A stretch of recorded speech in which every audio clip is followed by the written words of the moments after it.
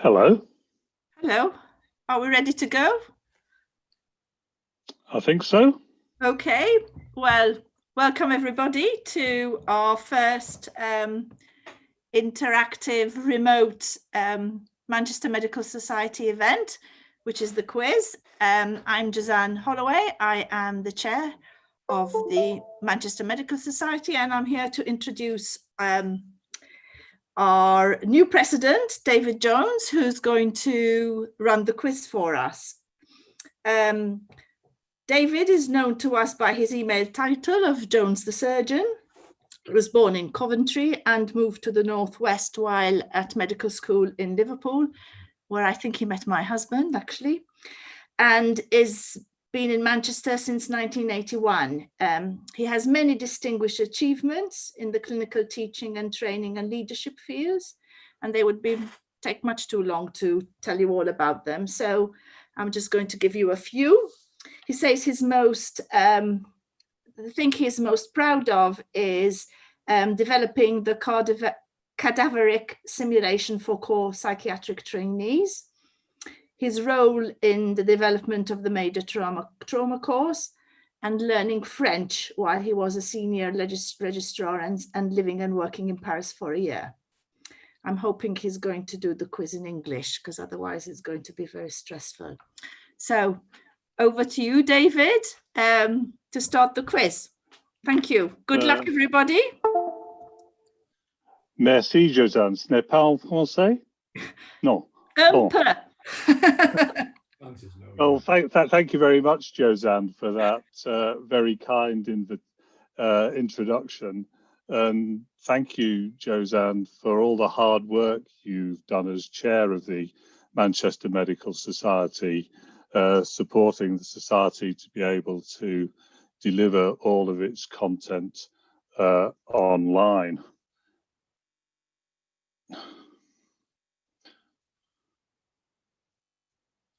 And as you heard, I'm David Jones, recently retired surgeon, working as a medical examiner and president of Manchester Medical Society. The main point of this evening is to have some fun in the spirit of the Medical Society. So I'd also like to start with a thank you to my predecessor, Shirley Remington. And purely by chance, we bumped into each other in Dunham Massey Park last Friday and held a virtual handover of the Presidential Badge of Office. Becoming president of the Society, I've looked into the Society a little bit, and the Society was founded back in 1834 to bring the medical community in Manchester and the Northwest together with the creation of a medical library and a reading room. And I understand one of the key objectives was to try and prevent quarrels, which apparently were very prevalent amongst doctors at the time. The Society owes its emblem and its motto to Dr. Ernest Bosdin Leach. And Bosdin Leach was the secretary, who was the president of the Society in its centennial year in 1934. The crest of the Society is based on the Leach family crest, and the Leach family crest was a gift from King Edward III in the 14th century to his surgeon, John Le Leche. And the badge includes the staff of Asclepius, the Greek god of healing and medicine. I'm not a Latin scholar. I never did Latin at school. And I think the motto roughly translates as fostering medical harmony. And in the interest of fostering medical harmony, the Society has been holding face-to-face meetings for 186 years. These stopped in March with lockdown due to the coronavirus pandemic. We have a small number of staff who you'll see in a minute, and they came out of furlough in September and they've been working very hard to be able to get the society up and running to the point where we can start with our first event, quiz night tonight, in the interest of fostering medical harmony. And I hope you enjoy it. So let's get on with the quiz. So this is a copyright production. This is a Stav and Dave production, and you'll be seeing my mate Stavros. I'm a little bit worried about Stav because I think he might have disappeared up to the International Space Station yesterday looking at his attire, and I'm not entirely sure that we can be in communication with him, but I'm hoping at some stage Stav will join in, and Stav is a professor of pediatric neuroradiology. Extremely grateful for the staff of the Manchester Medical Society, Fiona Lamb, Sarah Raw and Janet Hall. And I have to say a big thank you to my wife, Janice Fazackley, who's also a member of the Society, who's helped me with the quiz. So I'll tell you about the quiz. The quiz is split into rounds. We're going to have a simple practice round of 2 questions, and I'll talk you through how that's going to work. We've then got 2 rounds, short rounds of 5 questions each. We've then got rounds 3 and 4, general knowledge and questions about the Northwest, with 10 questions in each round. And we'll then have a comfort break for approximately 10 minutes. And then we'll come back for a vaguely medical round. And we're going to finish off with a special round in a similar format, but not quite identical, to Who Wants to Be a Millionaire. And if people want, we will stay online for some minutes after the event to take your questions through the chat function. So we have no idea exactly who was going to register and how you might be wanting to play. The main thing is to have some fun and not take it too seriously. We think about half of you are playing as individuals on your own at home, and if you're submitting answers, you'll be doing that on your own. We know that many of you have made some team bubbles, and these bubbles may be physical bubbles where you're actually in the same place with appropriate social distancing, I'm sure, or you might be in a virtual bubble in communication with each other by telephone, WhatsApp, carrier pigeon, or whatever's your preferred method of communication in this modern era. What we do ask is if you're submitting answer forms, and we'll talk you through the answer forms, please only submit one answer from your bubble. Please don't submit lots of individual answers as well as team answers from your bubble. We're going to try and work out which is the brainiest section of Manchester Medical Society. So individual scores and bubble scores can be used to calculate an average for your section. I'd ask you to keep a tally of your own scores as you go along, and we'll give you the answer. And then I've set myself a tremendous piece of homework, marking all the answer forms that come in, and we'll post some official winners on the website and other social media that we're using. It's best if you use 2 devices. It's best if you watch the quiz on a computer and answer the quiz using your Google Forms on your smartphone. And please, only one answer per bubble. Basically, when you should all have the links by now, which we've sent out, and when we ask you to go to the individual rounds, you click on the links, and there are 2 sorts of response: a short answer response, and for the Manchester Millionaire round, it's multiple choice. And Stavros, if he is in communication, I haven't heard from him yet, whether he's still up in the space station, will award some bonus points, purely at his own discretion, no arguing, for the best wrong answers if you don't know the correct answer to a question. So we're going to go straight into the practice round, and this is going to be a round of 2 questions We'll take it slowly, and it's got one of each type of question. And the first question is, which educational establishment in Manchester is home to Be Inspired? So you need to go to your smartphone and click on the link to the practice round, which Stav the man, should have opened to be accepting responses.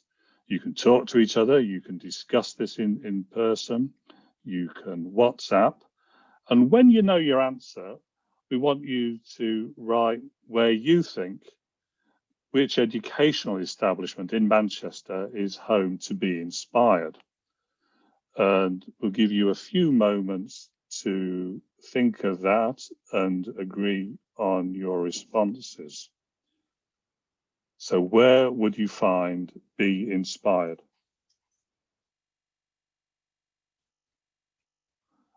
And make sure, my wife's talking to me, but and make sure you put your email address on the form. The second question, which is a multiple choice question, is the UK average rainfall is 1125 millimetres per annum. What is Manchester's average annual rainfall? So if you go to your form, then you will find the area for the multiple choice question. And you need to select A, B, C, or D. You can talk amongst yourselves, and when you have decided that you're happy, you can submit your responses. Now, Stav, if he's back down from the space station, is hopefully monitoring the responses as they come in. And at some point, when we think we've got an adequate number of responses, then he will close to answers. There's a slight possibility the email address might not be on that form, Stav, but I don't know. Well, I have to tell you, David, we've got 69 people registered who are actually watching at the moment. But of those, only 31 of them have managed to give a response so far. So it's going to be a very long evening, I feel. Yeah. Do you think that's because they don't know how often it rains in Manchester, or? It could be that. It could be that. I have to say, they're not familiar with educational establishments. Well, I do like some of the educational establishment responses, but I think I've already identified a clear winner in that with regards to the best wrong answer. One of them I've had to already discount because obviously there's no education to be had at Manchester United's Old Trafford football ground, which appeared to have been one of the responses. But let's see. I think this quiz could end very quickly, Stav. You know I'm a Manchester United season ticket holder. No, I didn't know that at all. Let me just have a quick drink out of my Liverpool mug there. That's brilliant. Oh dear. Okay, 2019 was a good year. We've got up to 38 responses, but I think we might just stop there. Do you want to go through the answers? Yeah. So let's have a look at the answers and see what we've got. So this is that was news from Stav. So I'm glad you're back down from the space station, Stav, and you had a good trip. So Be Inspired is the B from Bees in the City, which was located in the University of Manchester, which I believe is an educational establishment. And the correct answer for the UK Manchester's rainfall, I don't know how they did on that one, Stav. Did you get? So the correct answer is 806. Manchester receives below average rainfall, both for England and the UK, because there's lots of very wet places in the United Kingdom. So when somebody tells you that Manchester is a wet place, you can tell them that it has below average rainfall. So I have to say, though, the best response for the educational establishment, I thought, was actually Strange Ways Prison. I thought that was really? Yeah. would probably. Well, it's very interesting because when I was in SHO at Park Hospital, we used to call past there to get barrels of beer from Boddington's Brewery at Strangeways. But anyway, obviously there's education there. That's good to know. So that's basically how the quiz is going to work. So that's a little tester. Well, good luck. And so I think we can go on into round one then, Stav. Would that be all right? So I've done a bit of research into Manchester Medical Society, and we seem to have some very interesting artifacts, none of which I've seen, but because of lockdown, I think these are in the Society office in the Simon building. So these are questions that are fairly loosely based around the artifacts of Manchester Medical Society. So what you need to do now, if you're going to submit your answers, is go to the link and click and tap the link to round one. And so I think Stav needs to open the link, my wife tells me, to the round one questions. Already done. Okay. If you open the link and it says we're not accepting responses, if you refresh that page, it should work. And we'll get on with the artifacts. So you've already heard a little bit about John Le Leche, who was the surgeon to Edward III. What do you think was John Le Leche's principal therapy? What do you think was John Le Leche's principal therapy for Edward III in the 14th century? And whilst you're thinking about that, once we've gone through the 5 questions, we'll recap them so that you get another chance to see the questions before you submit your answers. So what was John Le Leche's principal therapy in the 14th century? Now, I don't know why, but the Society has a number of very interesting busts by a famous sculptor called Sam Tonkis that the Society acquired in 1987. And this is a bust of the father of medicine.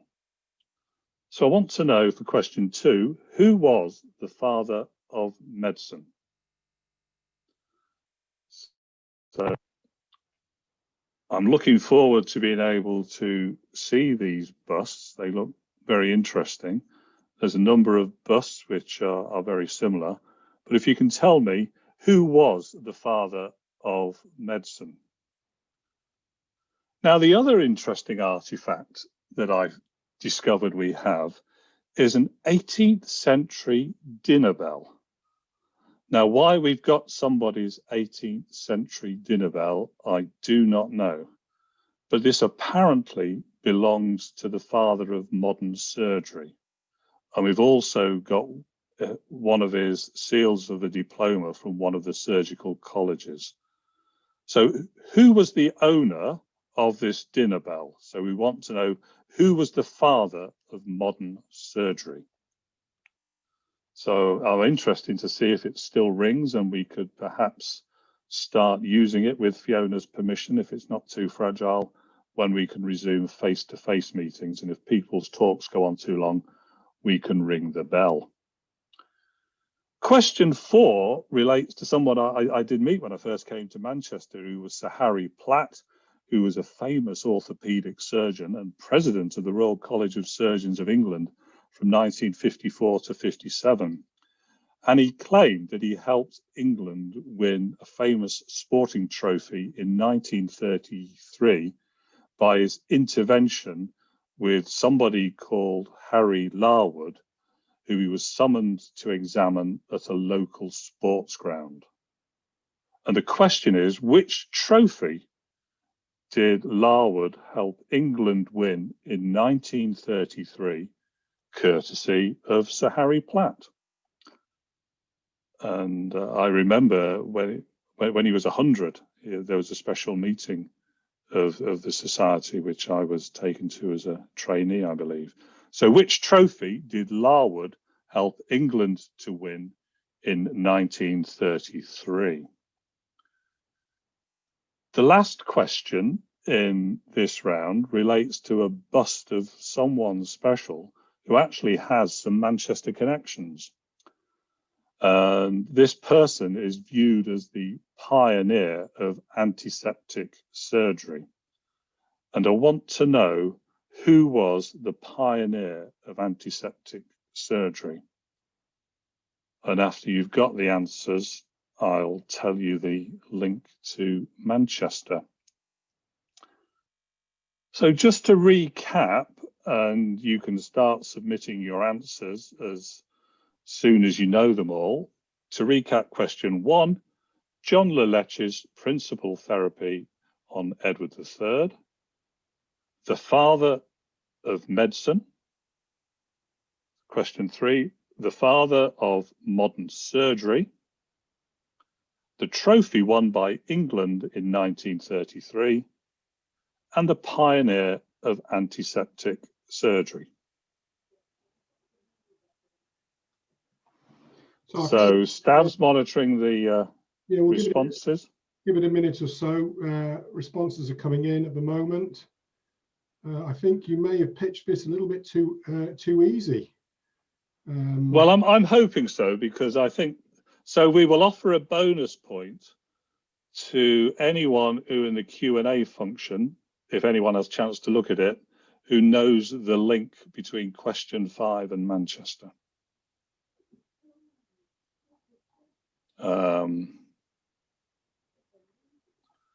So I 30 responses, just give it another minute or so. So these artifacts are all in the office, and we've got quite a lot of interesting stuff that hopefully one day we can have a look through again. And the Society's collected quite a lot of memorabilia over the last 186 years. So David, I'm going to close the form in Okay. 2, 1, please. Okay, the form is now closed. And why don't you put us out of the misery and tell us what the answers are, and we'll see about some bonus points. Okay, well, John Le Leche, his main therapy was leech. So the name leech, if you're called leech, is derived from medieval doctors who used leeches. And the Irish version of leech is Lecky. I don't know whether there's anybody called Lecky playing the quiz tonight and whether they got that one right. Well, apparently leeches may have been used for treating hemorrhoids, according to one of our players. So yes, point for that one. Yes, and they're still used by some plastic surgeons today. And Hippocrates was the father of medicine. And I never met him personally, but why we've got these busts, I'm yet to find out, but one of the members of the society may know. And the dinner bell belonged to John Hunter. We also have some other artifacts from John Hunter, such as the seal of his diploma, honorary diploma from the Royal College of Surgeons in Ireland. And I'm not sure, but I think we need to use this bell. So John Hunter, the famous 18th century surgeon and researcher. And Larwood, Harold Larwood, helped England, courtesy of Sir Harry Platt, who basically, when he'd injured his knee playing at Old Trafford Cricket Ground just to rest up a little bit, helped England win the Ashes. And he was one of the bodyline bowlers who bowled so aggressively that he hurt the Australians, who complained about the way he played cricket. And the pioneer of antiseptic surgery was Sir Joseph Lister. I don't know whether anyone ever put anything in the Q&A box as to the link to Manchester, if there are any surgeons there, but if not, I can move on and tell you. Nobody answered that, but I have to say, bonus point to Joseph Lister, in inverted commas, "een," as in Listerine. I thought that was quite an impressive response. Yeah. I like that. So we'll go on. So Manchester was the home of the Industrial Revolution. So the whole of Lister's work was underpinned by this famous chemist, Frederick Crace Calvert. And there's a blue plaque to him at the Manchester Royal Institution. And he was an industrial chemist who worked out how to produce carbolic acid. And Calvert's carbolic soap was a popular brand, and there used to be a factory somewhere near where Manchester City, the Etihad ground, has been built. It might have been better keeping the carbolic acid, but there are letters in the archives of the university between Calvert and Lister, the development of the fumigator. So the whole of antiseptic surgery stems from carbolic acid production in Manchester. So just remember that next time somebody mentions Lister. So I don't know if it's time for Stav again, or whether Stav's happy for us to move on with the next round. Your responses. Yeah. So the next round, blue plaques of local heroes. So we want to know which local heroes are identified on the following blue plaques. So again, if you go to the link to round 2 on your app, and I think Stavros will probably have activated that now. I'm going to go through the plaques once and then I'll repeat them because they're difficult to summarize on one slide. So if Stav has opened the plaques, we'll proceed. So I want to know who this plaque in Stockport celebrates. Somebody who was in a Davis Cup winning team in the 30s, also won the men's singles at Wimbledon and became a freeman of the borough of Stockport. Question 2 is, who does this plaque, which Nobel laureate does this plaque celebrate in Manchester? And it's somebody whose main claim to fame was being the first person to split the atom. So who is celebrated by this blue plaque? The third blue plaque is somebody who was discovered shortly after the birth of the NHS in 1948 by Harry Corbett, near the spot where the plaque is to be found. So who does this plaque commemorate?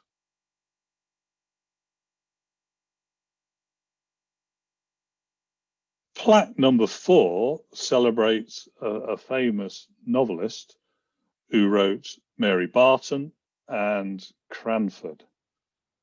And we want to know who is celebrated, which novelist is celebrated by this blue plaque.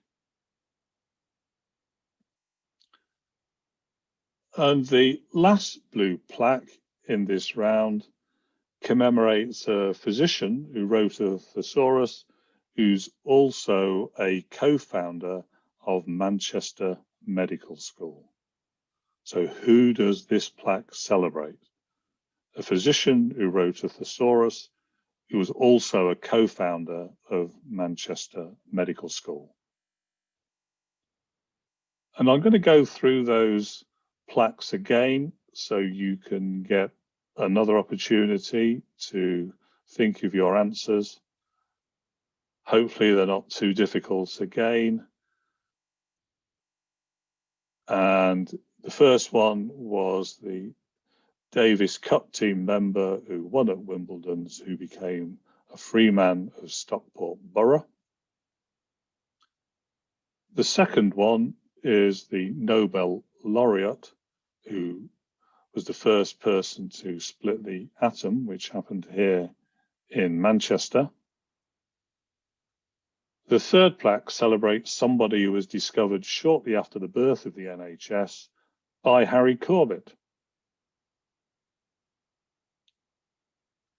The fourth plaque celebrates a famous novelist who wrote Mary Barton and Cranford, which I think has been televised.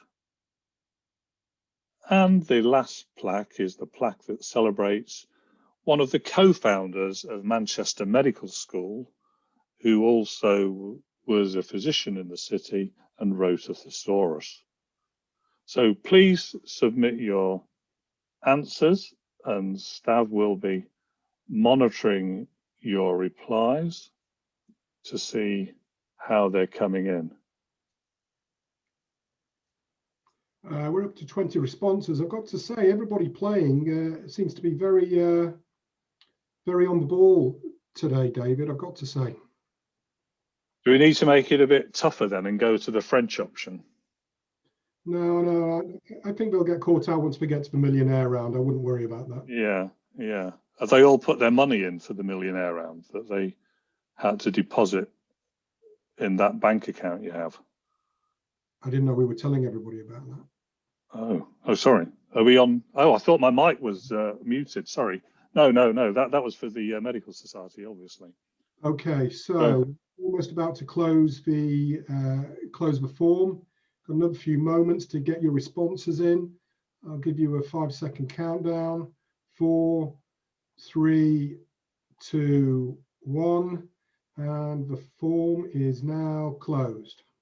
Okay, so Fred Perry came from Stockport and was one of the most celebrated UK tennis players.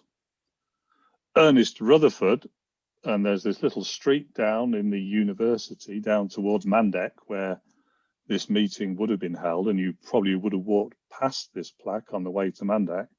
Ernest Rutherford was the Nobel laureate who split the atom in Manchester. And I'm sure, and Stavros told me that he had a little tear in his eye when he saw the answer to the third plaque, because he had a sooty as a child. So sooty was discovered by Harry Corbett near Blackpool North Pier, so just after the birth of the NHS. So sooty is as old as the NHS. And Elizabeth Gaskell was the authoress who wrote Mary Barton and Cranford. And Roget, Peter Mark Roget, was the physician and writer of a thesaurus, and apparently, though some people might dispute it, was a co-founder of Manchester Medical School. So how are we doing there, Stav? I can tell them a little bit more. Everybody's done remarkably well, I have to say. I'm not sure that just telling us that you live in Liverpool is a reason for getting all of your answers wrong, but don't worry about that. We've got some other questions coming up you might get. I quite like the fact that several people have gone for sweep rather than sooty. And I think really, yeah, point, to be honest with you. Yeah. Did they get a negative point for sweep, do you think? No, I think they actually get a positive point, because sweep, in my opinion, is far better. Now, I think. Yeah. So, go on. So, Yeah, we're ready to move on. So Roget was a physician at Manchester Royal Infirmary from 1804 to 08. He was the first secretary of the Portico Library in Manchester. And apparently when he was in Manchester, he started writing very detailed lists of everything, but he didn't publish these till long after he'd retired. So the next round is 10 questions. So we're starting to get a little bit more serious now. This is 10 general knowledge questions. So we want you to open the link to the general knowledge round, and Stav will make that active. It's active now. And we'll go in. So the first question is, which is the only country to have won at least one gold medal at every Summer Olympic Games? Which is the only country to have won at least one gold medal at every Summer Olympic Games? And I will have a recap slide or two after we've gone through the main slides for these questions before you have to submit your answers. The second question, and I think if everyone's doing very well, Stav, we need to get this exactly right. What is the real name? My wife's just, so what is the name for the Antarctic research vessel which the public voted to call Boaty McBoatface? So what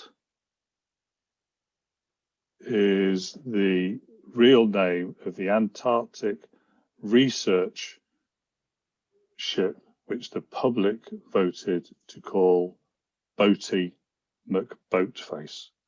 And it was recently built in Liverpool.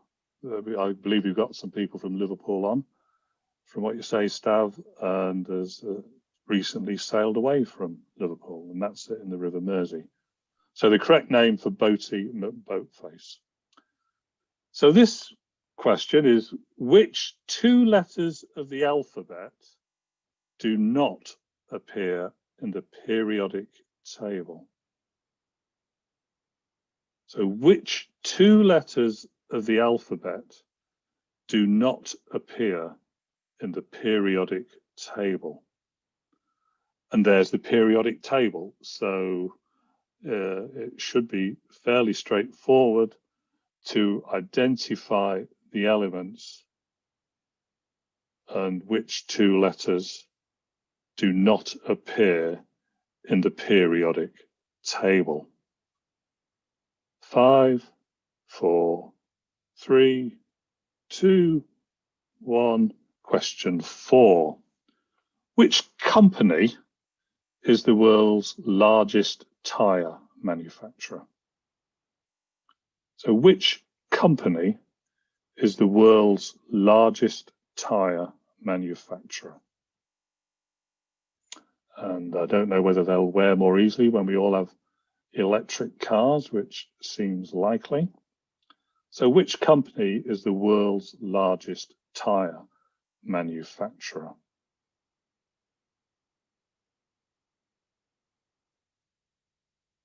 And you could all go out on your drives, look, see what brands you've got, see if you look at your neighbours' cars, but there probably won't be time to come back and answer the questions. So this is a geography question. So if you're at Manchester Town Hall and you leave there travelling due south in a straight line for 24,859 miles, where will you end up? So I want you to imagine that you go to Manchester Town Hall and you set off travelling due south in a straight line for 24,859 miles. Where will you end up?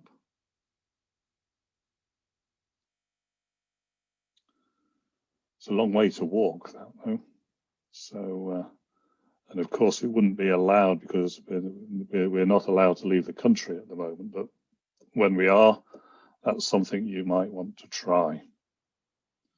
So I'm going to move on to question 6. So I want to know where you might find 2 golf balls, 12 cameras, 12 pairs of boots, a gold-plated telescope, and 96 bags of human waste. So I want to know where you're going to find 2 golf balls, 12 cameras, 12 pairs of boots, a gold-plated telescope, and 96 bags of human waste. And we're assuming that none of you are Googling these answers in the spirit of the quiz. Question 7, this became one of my hobbies at the start of lockdown, reproducing all the things my mother used to cook. And question 7 is, which gas is produced in baking and makes light and fluffy cakes? And I must admit, these were very nice scones, apparently, that I made. So which gas is produced in baking and makes light and fluffy cakes? Question 8, a cow produces between 70 to 120 kilograms of which gas each year? So I want to know, a cow produces between 70 and 120 kilograms of which gas each year?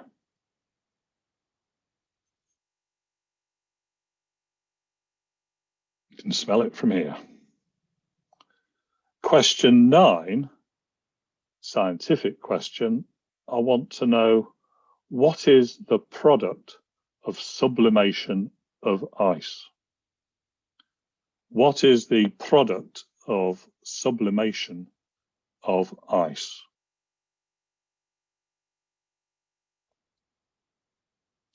Technical question there. Takes me back to O-level chemistry. And the final question in the general knowledge round is, what's the link between the last 3 answers? The baking, the cows, and the sublimation. What's the link between the last 3 answers? So we'll go on to recap these now. They're split into 2 slides. Stavros has obviously just been to America. So I want to know the country with at least 1 gold medal from every Summer Olympics, the official name of Boaty McBoatface, the 2 letters which do not appear in the periodic table. The world's largest tyre producer was question 4. The destination, if you travel due south for 24,859 miles from Manchester Town Hall.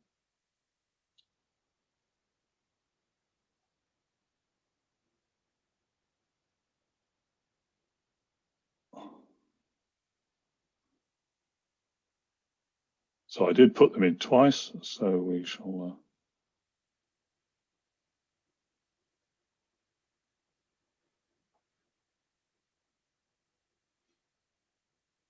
So question 6 was where do you find the 2 golf balls, the 12 cameras, the 12 pairs of boots, a telescope, and 96 bags of human waste. The gas produced in baking to make light and fluffy cakes. The gas produced by cows. The product of sublimation of ice. And question 10, the link between the last 3 answers, the link between questions 7, 8, and 9. And I apologise for going back with the slides. I was trying to be clever and press the advance button without looking at it. So it's over to Stav, really, to tell us when how we're doing there. Are they still being intelligent? Have we pitched it? Well, one of the responses has made me laugh out loud. So we've actually got people playing globally at the moment. I know we've got one person playing in the UAE, and Walter Reed Medical Centre behind me have dispatched their team of very, very nicely starched white coat wearing doctors to take part. And we thank them for all the hard work they did with President Trump. That was a great, great result. Whilst I see that slide, Stav, I forgot to mention at the start that we don't want anybody tweeting in advance of the results coming out that they might have won. No, and also, to be clear, no postal voting will be counted as part of the quiz. So we're up to 31 responses. And however much I count the scores, we're not subject to any legal challenges tonight. So responses, going to stop accepting responses. I'm going to give you a 10-second countdown. 9, 8, 7, 6, 5, 4, 3, 2, and that's your lot, ladies and gentlemen. over to you. Okay, well, it's straight in with the answers. So Great Britain is the only country to have won a gold medal at every Summer Olympics. Well done, Great Britain. And I think we're going to be strict here, Stav. It's the RRS Sir David Attenborough.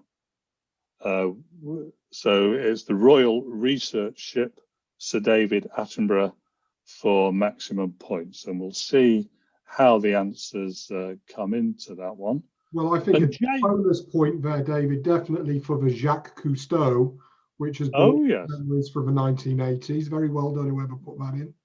Yeah, yeah. And Jacques Cousteau almost sounds like J and Q, which are the two letters that do not appear in the periodic table. I don't know why. Being called Jones, I would have thought there'd have been a Jonesinium or something, but that's obviously the next new element that we make. Lego is a classic quiz question. Lego is the largest producer of tires in the world. So well, those of you... I have to say, an awful number of people got that right, but I'm absolutely astounded at the number of different spellings of Michelin that exist. Quiz, which is quite interesting. What, with one or two T's, you mean? Well, one MECHILLEN. So they should buy. They should go for Dunlops. That's probably much easier, isn't it? I would think. And 24,859 miles is the longitudinal circumference of the Earth, which is behind me. So if you set off, you end up back where you started, Manchester Town Hall. I don't know whether anyone got lost there, Stav. Did they? A remarkable number of people did very well with that, I have to say. And it's sad, isn't it, as a colorectal surgeon, to think that the 12 astronauts who went to the moon have left 96 bags of human waste there. But apparently they're going to be the subject of special scientific study when we get back there. I don't know, to be honest with you, David, if there is a theme running through some of these responses, but this one made me smile, that we would find 2 golf balls, 12 cameras, 12 pair of boots, and 96 bags of human waste at Mar-a-Lago, which I believe is... Oh, well, yes, yeah, that probably deserves a bonus point, doesn't it? I think that's a bonus point right there. Yes, yeah. Okay, and carbon dioxide. So in lockdown, I tried making lots of things, and so I made these scones. It's a once and only experiment, but I think they were very nice. So carbon dioxide is the gas that makes your baking perfect. Not that I watch those programs. And a cow produces a number of gases, but it produces a phenomenal amount of methane each year. Beggars belief. And question 9, we did change from an anesthetic gas to this one, when the sublimation is when a solid goes straight to a gas, and the correct answer is water vapor. We'll see how the responses come in. Steam probably isn't correct because it's condensed. Water vapor is the gaseous form of sublimation of ice. And they are, of course, all greenhouse gases. And the most important greenhouse gas is water vapor. And it's because of the greenhouse gas effect of water vapor that we have the temperature that allows us to thrive and to live. But other gases are letting the Earth become a little bit too hot. So how are we doing there, Stav, with responses? Very well. I'm glad to see that a lot of medical education is coming out of this.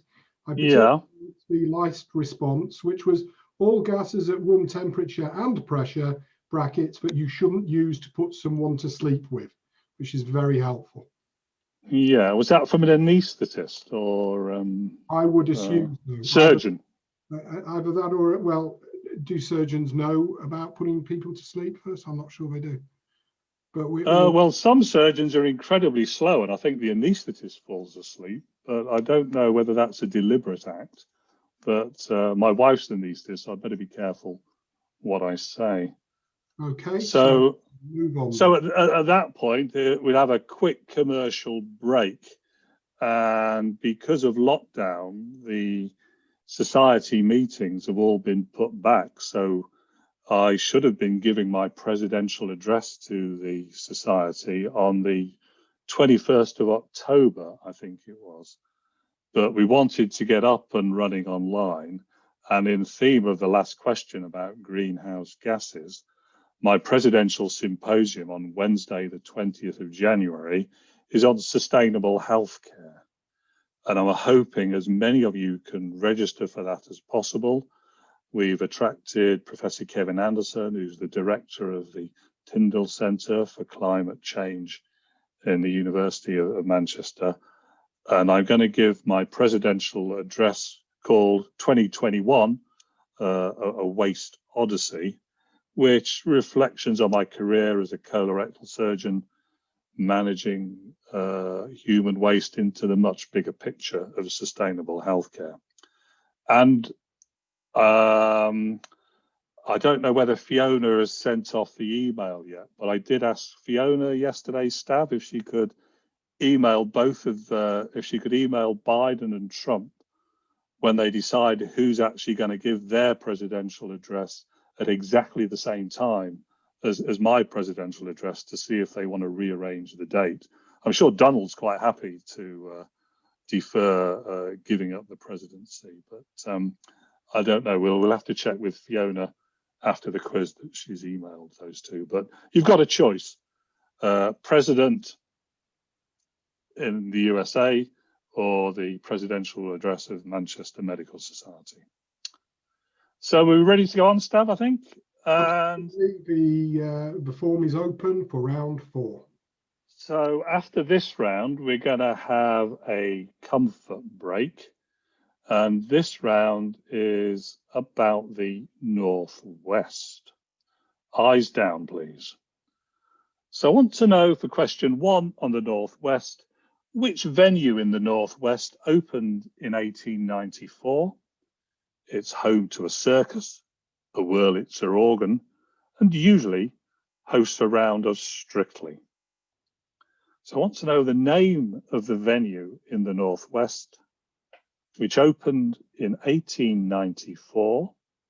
It's home to a circus, a Wurlitzer organ, and it usually hosts a round of Strictly, but probably not this year.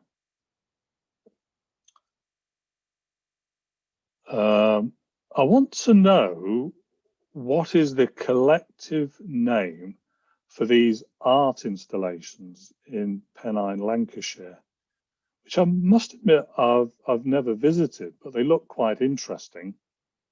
And once we're allowed to travel a bit more widely, I hope to go and visit all of these art installations in Pennine Lancashire. There's the atom, the halo, singing, ringing tree, and I think colour fields, which is hidden by my screen. But I want to know, they've got a collective name. What's the collective name for these art installations in Pennine, Lancashire? Question 3 is the name of the actress who was born in Oldham. And she's got an OBE, she's got 2 BAFTAs. She's appeared in Last Tango in Halifax and in Happy Valley. And I wanted to get some French somehow or other into this quiz. And this actress once famously asked Ken Barlow, "Voulez-vous coucher avec moi ce soir?" So I want to know the name of this Oldham-born actress whose most famous claim to fame, and I want to speak a little bit more French, asked Ken Barlow, who was her French teacher, "Voulez-vous coucher avec moi ce soir?" Question 3, I want to know which foodstuff, which was first sold in the UK in Fortnum and Debenhams in 1886, is now produced in Greater Manchester in what is Europe's largest food processing factory. So I want to know the name of the foodstuff which was first sold in Fortnum and Mason's in the 19th century and which is now made in Europe's largest food processing factory, which is in Greater Manchester. And again, we'll be recapping all these questions at the end of the round. Question 5, I want to know which former Olympic gold medalist is now the Cycling and Walking Commissioner for Greater Manchester. And this is me out walking with the South Manchester Colorectal Cancer Patient Support Group in true spirit of the Walking Commissioner around Sale Water Park. So the former Olympic gold medalist, who is now the Walking and Cycling Commissioner for Greater Manchester. Question 6 is about Pete Marsh, who was found buried near Wilmslow in the 1980s, some 2,000 years after he died. What I want to know is, where would you find Pete Marsh now? So Pete Marsh, who was found buried near Wilmslow in the 1980s, 2,000 years after he died. But where is he now? Where is Pete Marsh? Question number 7, which Chinese city is twinned with Manchester? Which Chinese city is twinned with Manchester? So I've never been to China. This looks very similar to Manchester with a nice sunny skies, no rain. So this is Manchester's twin city, but what is it called? Question 8 is a competition between local teams. It is often referred to as a derby. Which 2 Northwest teams competed in the original sporting derby?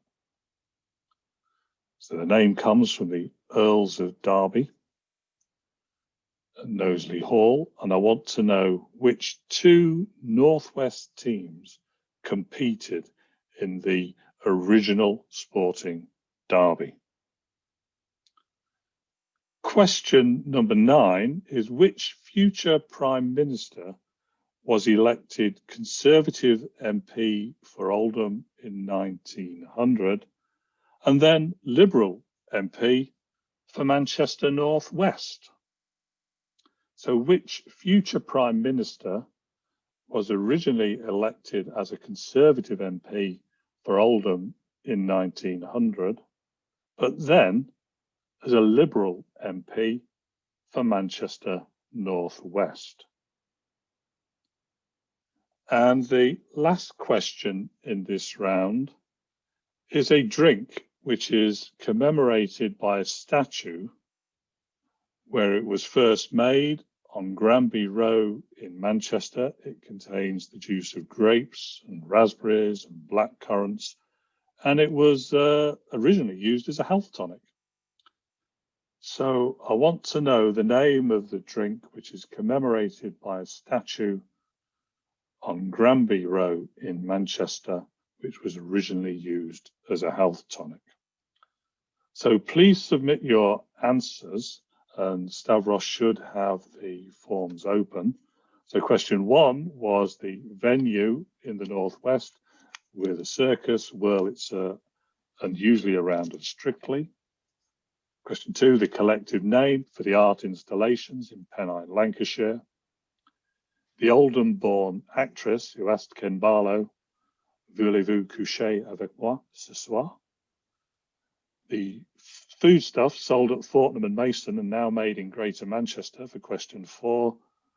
And the former Olympic gold medalist who's now Cycling and Walking Commissioner for Greater Manchester. Question 6 was Pete Marsh, who was found buried in Wilmslow. Where would you find him now? Which Chinese city is twinned with Manchester? Question number 7. Question number 8, the 2 local teams who played in the original Sporting Derby. The future Prime Minister for question 9, originally a Conservative MP for Oldham, and then a Liberal MP for Manchester North West. And finally, the drink commemorated by a statue in Manchester, which is also a health tonic. So how are we doing there, Stav? I think they found this round a little bit harder, David, actually. Yeah. The response, They don't get out and about enough in the Northwest then. Perhaps they're adhering to lockdown rules. No, but I am actually impressed by some of the responses, and obviously a lot of people watching Coronation Street. That one seems to be going quite well. Yeah. We've also got some very middle class responses, especially to number 4, but we'll come to that shortly. Yeah, I've forgotten what number 4 was. Oh yes. Well, was the food item that's was sold in Fortnum and Mason's. Getting an idea for the level of middle class within the Manchester Medical Society with some of those responses. Yeah, I think you could be on dangerous ground there, Stav.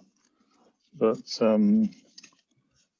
I don't know what class I am. I think I'm classist, though I have scrubbed up tonight. I've put a tie on for the first time since March, I think. You've done very well, but it's probably an infection risk probably there. Okay, so the responses are going to be stopped in 15 seconds. That's your 10-second warning, ladies and gentlemen. Okay, 5, 4, 3, 2, 1, and that's your lot. Okay, so we're straight into the answers. So it's Blackpool Tower Ballroom is the venue. I think Strictly was supposed to be there this coming Saturday, but because of lockdown will not be there. These installations are called panopticons, which was a term introduced by Jeremy Bentham for an observation tower in a prison. Bentham was the famous person from University College London whose skeleton is still there in a glass cabinet, I believe. And it was Sarah Lancashire, who was the award-winning actress, who asked Ken Barlow, "Voulez-vous coucher avec moi ce soir?" I have to say, I think that's an incredible number of people got that one quite right. But I, for one, would definitely watch Coronation Street if Kate Winslet and Olivia Newton-John were both in it. Really? Yeah. And which roles would they play? Who would they substitute for? No idea. I didn't take you for a curry man. So I should have put some Crown questions in if people have binged watched the 4th series of The Crown since it came out at the weekend. Heinz baked beans, I don't know. So I don't know, Stav, is this a middle class dish or a lower class dish or an upper class dish? I don't. Remarkable number of people did not get baked beans. We've had chicken liver pate, foie gras was high up there, caviar has come in, but actually most people were going for Kellogg's cornflakes. Oh, well, that's in Trafford, isn't it? That's quite worrying, isn't it? They're made in the Trafford Industrial Estate, I believe, and there was one of those Greg Wallace programs. So what class of food is Heinz baked beans, Stav? Well, I'm incredibly middle class, and we Heinz baked beans, so middle class, definitely. So Chris Boardman is the cycling commissioner for Greater Manchester. I think he comes from Liverpool, like the mayor of Manchester. And Pete Marsh is, or sometimes called Pete Bog, is found in the British Museum. Apparently, when they dug him up, they took him to Macclesfield General Hospital 2,000 years after he's died, but they didn't manage to bring him back to life. And I think he was in the Manchester Museum for a period of time, but like all good things, it's gravitated to London and the British Museum. And Wuhan is the twin city of Manchester in China. So I don't know how people did on that one, Stav, if they... We did remarkably well, actually. Yes, yeah. Well, I always think it's good to, though they did have a, it's good to have a high pass mark. And the original derby is a rugby league, and it's still called the original sporting derby between St Helens and Wigan, which are the two rugby league teams either side of the Knowsley estate, where the Earls of Derby have their residence at Knowsley Hall. So I don't know, it's not Liverpool, Everton, or... No, although I do wish that it was Preston North End versus Blackburn, which I think would have been a good... Yes, yes, yeah. And Winston Churchill obviously changed his colours. He went from a Conservative MP to a Liberal MP, started off in Oldham, moved to Manchester North West, and he must presumably become a Conservative again before becoming Prime Minister. So Winston Churchill. And Vimto is the drink. I like Vimto. It actually moved its production to the Wythenshawe estate. So when I was a trainee, you could see the Vimto factory from the Doctor's Mess. Interestingly, there's almost a 50-50 split between responses for Vimto and Ribena there. Yeah. The dark horse, but I'm going to give a bonus point for that last one, is Iron Brew, which I think... Oh, well, yes. Well, one of our... Yes, I won't say anything about Iron Brew. I find it very sickly, actually. So that brings us to the end of round 4. And we thought we might take a comfort break now. And I make it, shall we say we should come back at 20:25 prompt? That's 12 minutes. How does that sound, Stav? I think that's a little bit too much for them. I think let's come back at 20 past, so in 8 minutes. That's more than 20 past. 20 past. Everybody come back at 20 past prompt and have yourself a quick break and a bit of refreshment, and see you soon.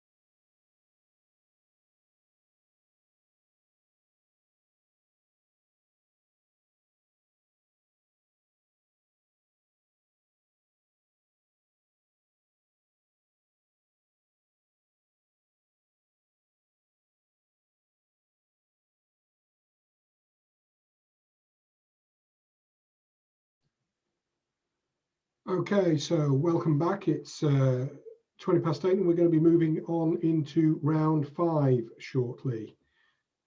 David will be moving on to that, and then after round 5 we've got our rapid fire Who Wants to Be a Millionaire round, which I think will be getting you extra bonus points until we finally get the winner announced tomorrow once we've graded everything. And David's had a lovely costume change there, David. You're looking very dapper. Well, you told me my tie was an infection risk and I didn't want to spread anything to the people in the audience. So this is the only thing I could find to wear. So anyway, I hope you've all had a good comfort break.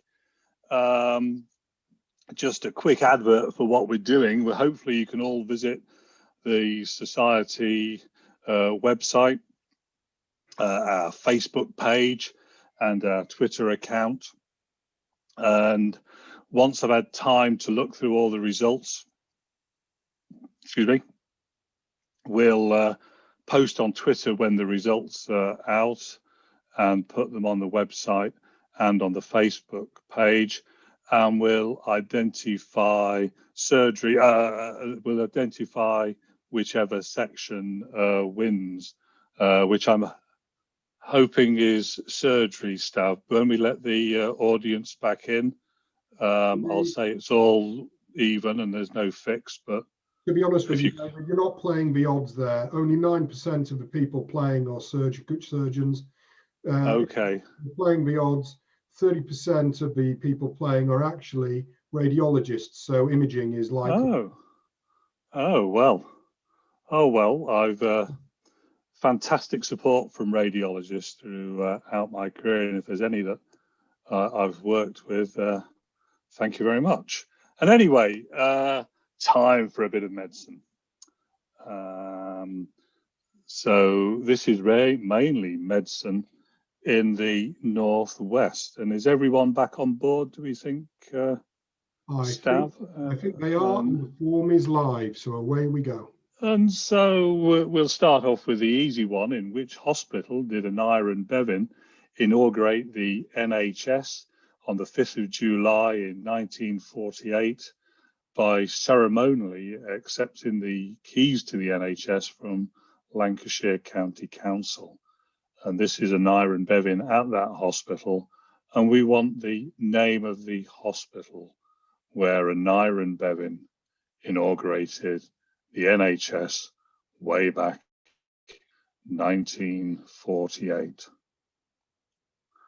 And I've got Anira and Bevin came from the same town, Tredegar in South Wales, as my paternal family. My father was from that village, so nice to be where Anira and Bevin inaugurated the NHS. So I want to know the name of that hospital.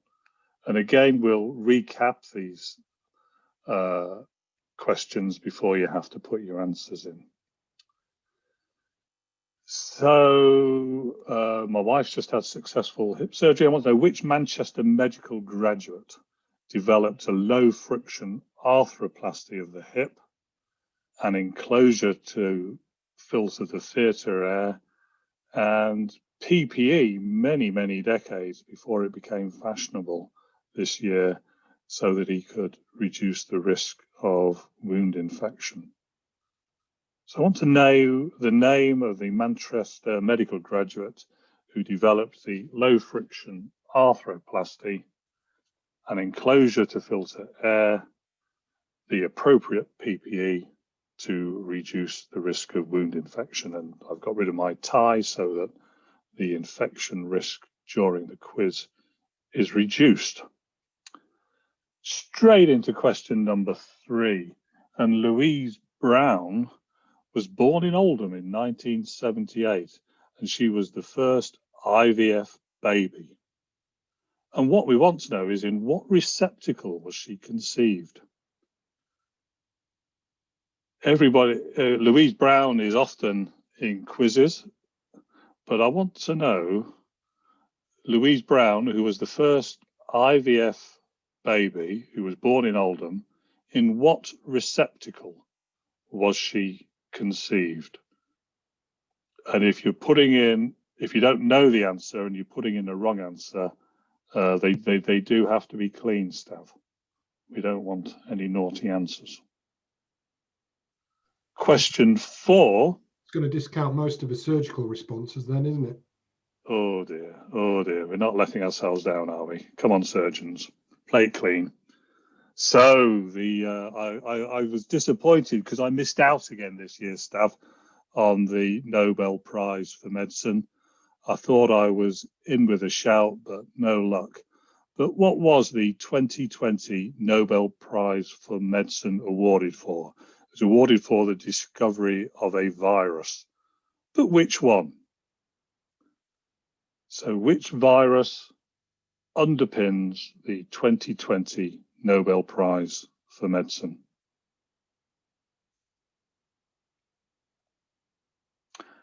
And that's a picture of it, instantly recognizable, I would say, from my clinical practice.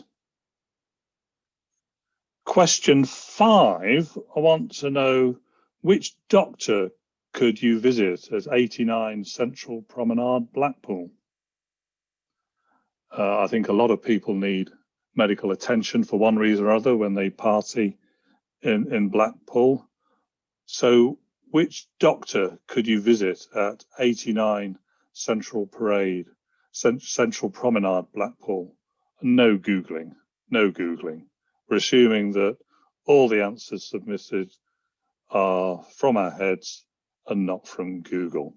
So the doctor at 89 Central Promenade, Blackpool. Now, John Frederick Wilkinson is one of the most famous presidents of Manchester Medical Society. He was a hematologist. He was president of the Manchester Medical Society. And he did lots and lots of interesting things if you read about him. But I want to know, what medical intervention did he administer to the entire company of the Sadler's Wells Ballet? So I want to know how a former president of Manchester Medical Society, how he treated the entire company of the Sadler's Wells Ballet Company, I'm presuming when they visited Manchester. So what did he do medically for the entire company of the Sadler's Wells Ballet? Question number 7 is, I want to know the medical condition which both he and his brother had, which was described by John Dalton in his first presentation to the Manchester Literary and Philosophical Society in 1794. So I want to know the medical condition which he and his brother both had, which was described by John Dalton in his first presentation to the Manchester Literary and Philosophical Society in 1794. And he went on to describe atomic theory. But his first presentation was about something completely different. What's the condition?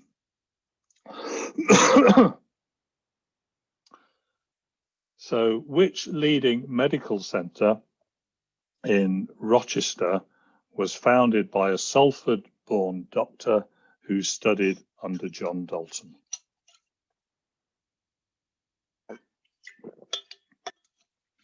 So I want to know which leading medical centre, I don't know whether Trump's been there, in Rochester, Minnesota, was founded by a Salford-born doctor who actually studied under John Dalton.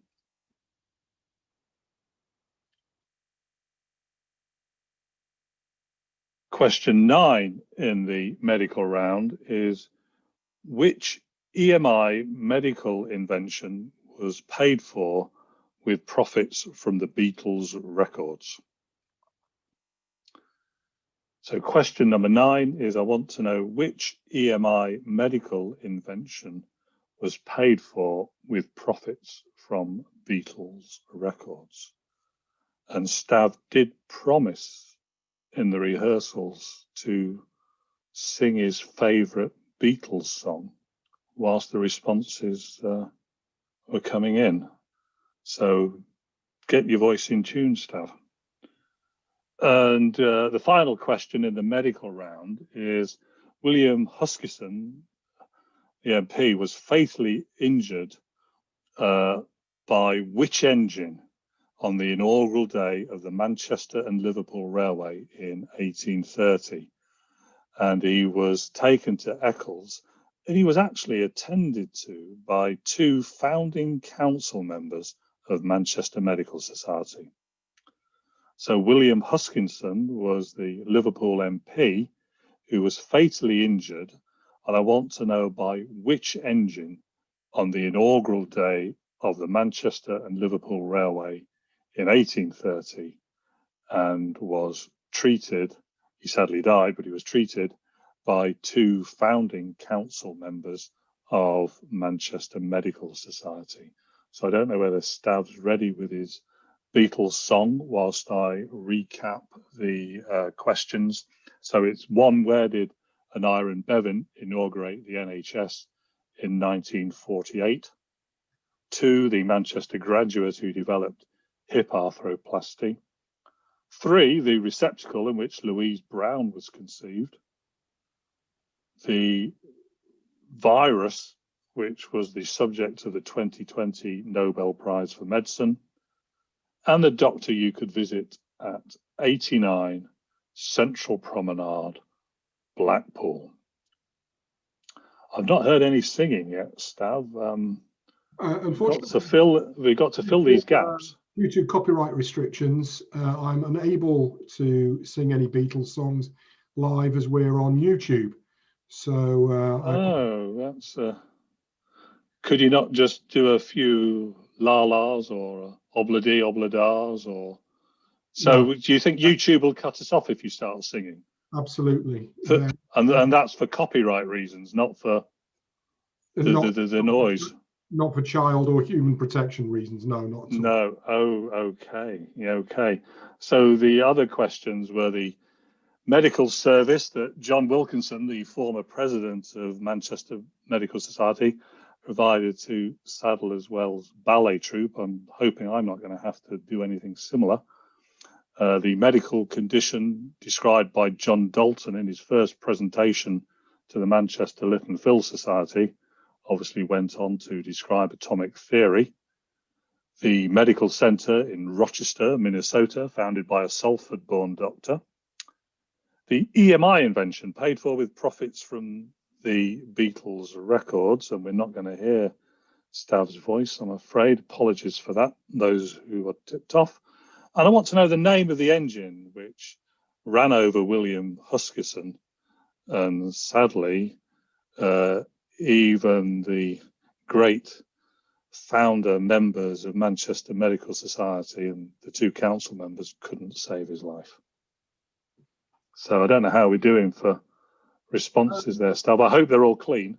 But they are, but I mean, very, very witty responses coming in now. Actually, I'm having difficulty restraining myself because of hilarity here. But people are obviously finding this a lot harder. Well, I thought they were medics, a lot of them. I know there are some non-medics, but so did we check that they had qualifications when they registered? To be frank, David, let's be honest about this. We were so desperate that anybody would turn up that we were nights out willy-nilly. But I think we've got about 15 seconds now until we close the polling. There's still a few responses coming in. 10 seconds. We've probably got them all singing Beatles songs, I suspect. Probably. And now we're down to, I'm going to give you a 5-second countdown. So click done, and otherwise you're not going to get any points at all. 4, 3, 2, 1. And the poll is now closed. Okay, David, what are the results? Okay. So we're looking for Park Hospital in Davyhulme. I worked there back in about 1982. Used to have a cricket field that you could play on when you're on call, but they went and built other things on it. So, but Park Hospital, now known as Trafford General Hospital. Sir John Charnley was the Manchester graduate who first did his arthroplasty. I think it's 60 years ago. 60 years ago. Fantastic surgical intervention, underpinned by a bit of radiology, I suspect. Stavros and lots of allied health professionals, physios and everybody, anaesthetists. Great invention. And Louise Brown was conceived in a Petri dish. She's commonly known as a test tube baby, but apparently the media at the time said there was no ring to Petri dish baby. And so Petri dish baby is known as test tube baby. I've got to say, though, the best response there is, in what receptacle was she conceived? Mrs. Louise Brown's mum. So I thought that was... Oh, well.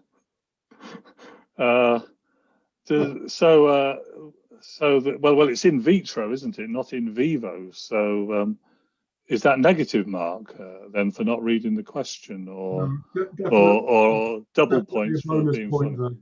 Okay. And hepatitis C was the subject of the 2020 Nobel Prize for Medicine. Didn't win that one. And Doctor Who is at 89 Central Promenade, Blackpool, in Madame Tussauds. Apparently he's moved a lot around, or he or she has moved a lot around Blackpool. They used to be at number 111, but you can currently find Doctor Who at number 89. And I don't know. There is a bonus point for somebody who was very honest there. And honesty underpins all good medical practice. And the response was a GP who's just angling for the worst possible answer here. So definitely a bonus point for that level of honesty. Okay.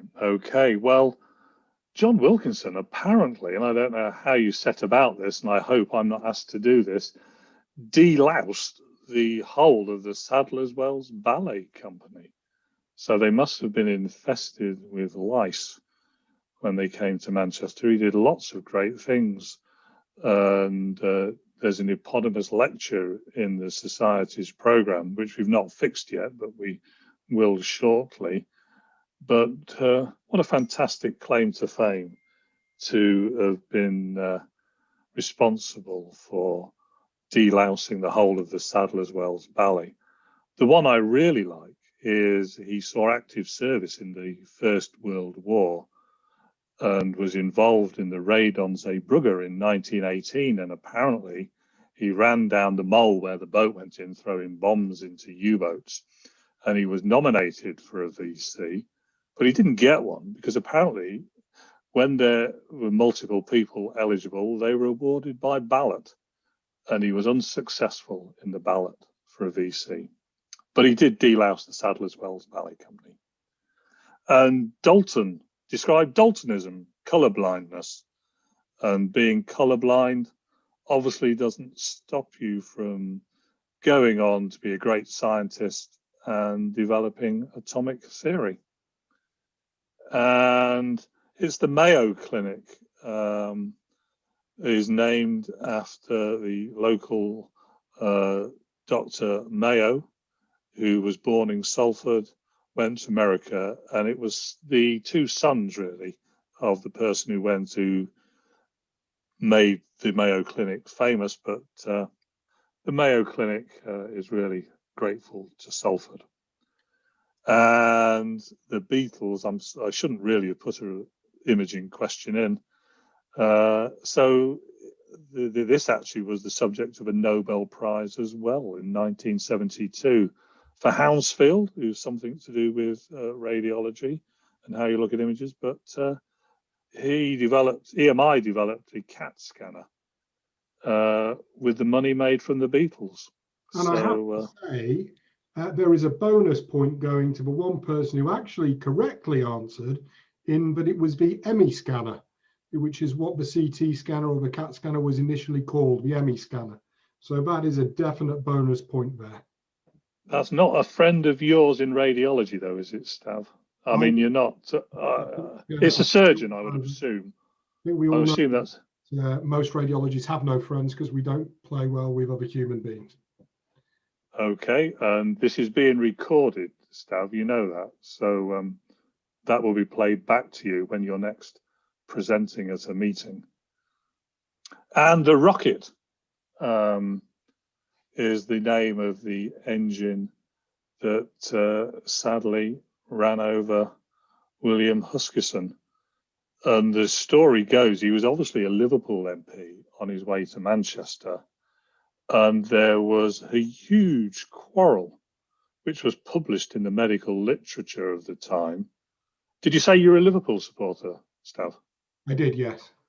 Oh, well, there was a huge quarrel between Liverpool doctors and Manchester doctors as to how the founding council members of Manchester Medical Society should have treated Huskisson.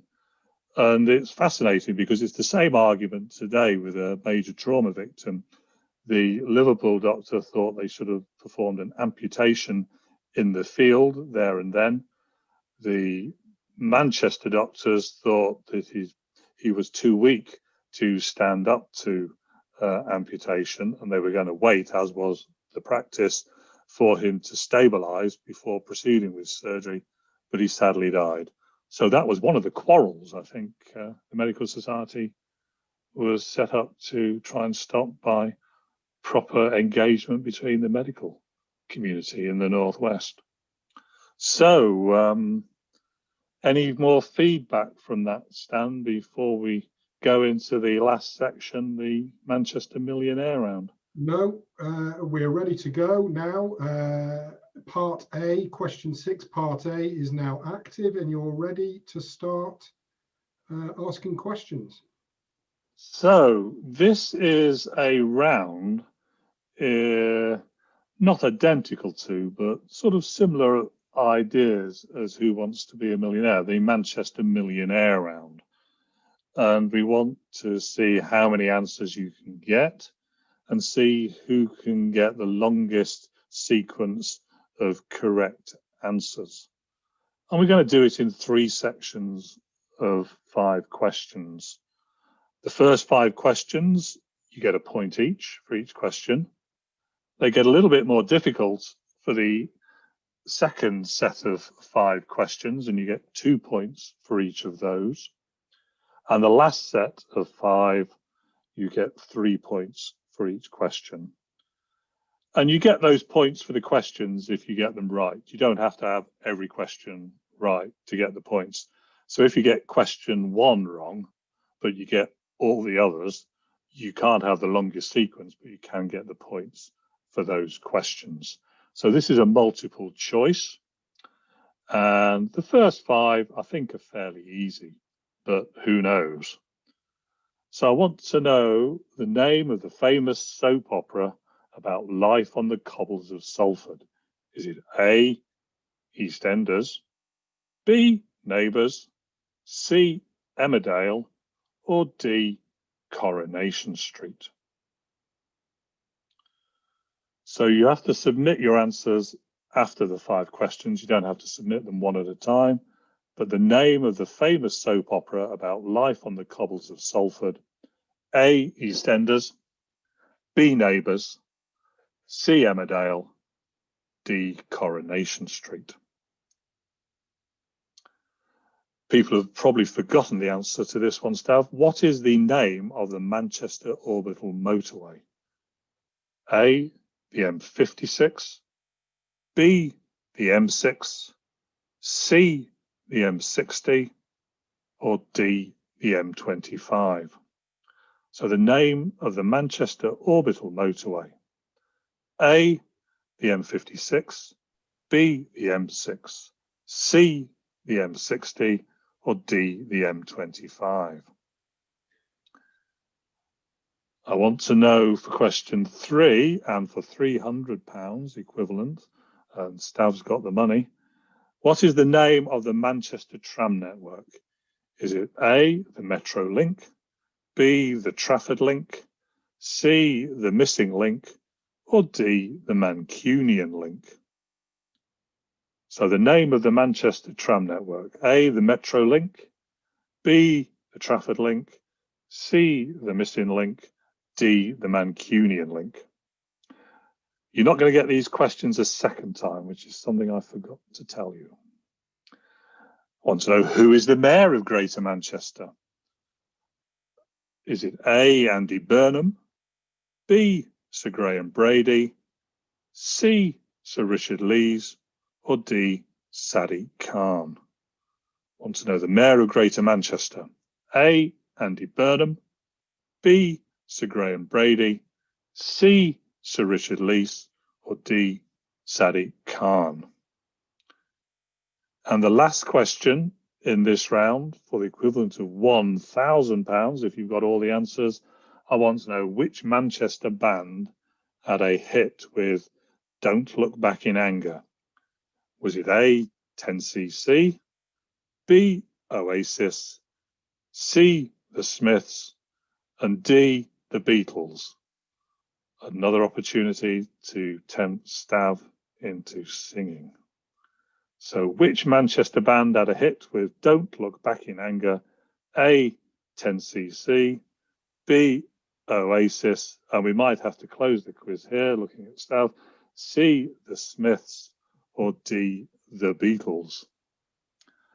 And my wife might come in any minute with a Man United flag, but I don't know where we put them. So how are we doing? We want the answers in now, Stav, and then we'll go through those. We're hoping everybody's still in with £1,000. They're doing a chance of going. What I can tell you actually here, David, is that this first round is far too easy. It is non-discriminant. In fact, we've got, for question 1, for question 3, and for question 4, we've got 100% responses all on the same response. And in question 2 and 5, we've only got a couple of people who have fallen out of the pack. So it looks like most people are going to get maximal money from this round. And I'm going to close the round in 10 seconds. 5, 4, 3, 2, and 1. Okay. Okay, so the answers. So the name of the famous soap opera about life on the cobbles of Salford is, of course, Coronation Street. And everybody got that right. Well done, everyone. Now, just before you give the answer to this one, David, the first person to put on the Q&A what this motorway was called before it was completed as an orbital motorway gets an extra bonus point. So can I answer that one, Stav? No, definitely not, David. No. So is anybody going to answer that? All right, so why don't you give your answer, David? It was the M60, or it is the M60.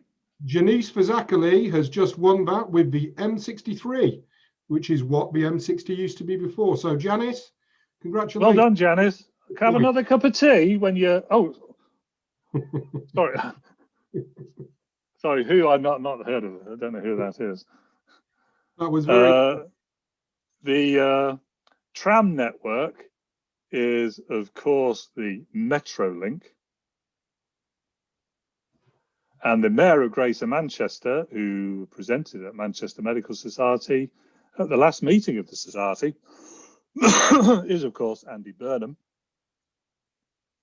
And you're still not going to sing any songs for us, Stav? Do you perhaps sing Oasis songs? They're not copyrighted, perhaps? I know a Liverpool supporter would like Oasis song or two. No, definitely not. And pretty much everybody got that right. I've got a bit of a tickle, so I might just have a swig. Everybody should, in fact, I'm going to pour myself a little drink there. So, Yeah. And away we go with round 2. Let me just activate that. Where did you get your gin from this time, Stav? The WRVS. Oh, not the Wingman Lounge.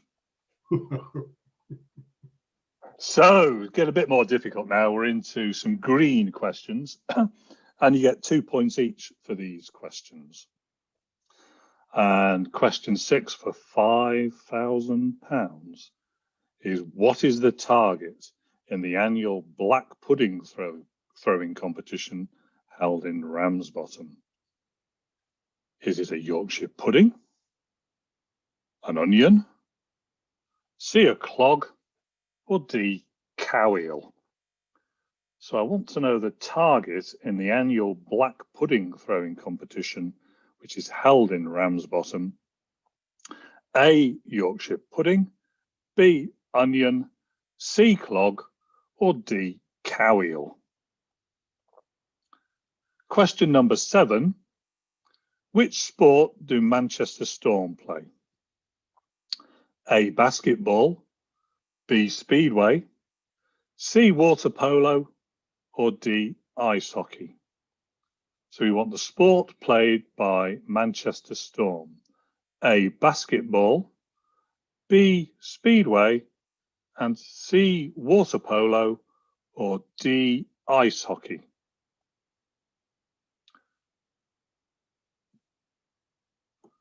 So I'm hoping we're giving you a little bit more time now to argue amongst yourselves to increase your insecurity around the correct answer. I don't know which one of these Stav plays, but I'm a water polo guy. Anybody who knows me knows that I look fantastic in the old one of those little hats. Yeah. So question 8 is back to baking or something along those lines. Which cake is made using currants in unsweetened short crust pastry and sometimes spread with butter? Is it a Kendal cake, B, an Eccles cake, C, a Ribble cake, or D, a Chorley cake? Want to know the name of the cake made using currants in unsweetened short crust pastry and sometimes spread with butter?